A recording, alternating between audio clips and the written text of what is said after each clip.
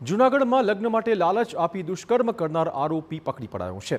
મહિલાને લગ્નનો વિશ્વાસ અપાવી વારંવાર દુષ્કર્મ કર્યાનો આરોપ છે। પીડિતાના 5.33 લાખ રૂપિયા અને સોનાના ઘરેણા પડાવવાનો પણ આરોપ છે। પીડિતાને રાજકોટ અને જૂનાગઢની હોટેલમાં લઈ જઈ દુષ્કર્મ ગુજારતો હતો। બી ડિવિઝન પોલીસે આરોપી વસીમ સાદિક નાગોરીને પકડી પાડ્યો છે। આરોપી વિરુદ્ધ વિવિધ પોલીસ સ્ટેશનમાં 9 ગુના દાખલ થયેલા છે। પોલીસે આરોપીને પકડીને આ કેસમાં તપાસ શરૂ કરી છે।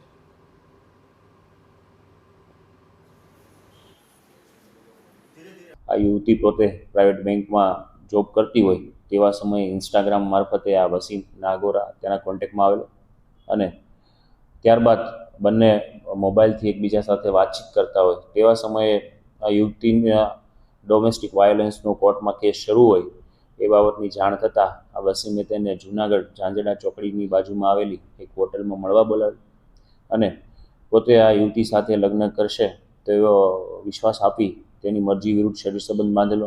ત્યારબાદ બંને રાજકોટ પણ અવારનવાર મળેલા અને ત્યાં પણ આ યુવતી સાથે લગ્નની લાલચ આપી અને શરીર સંબંધ બાંધેલા।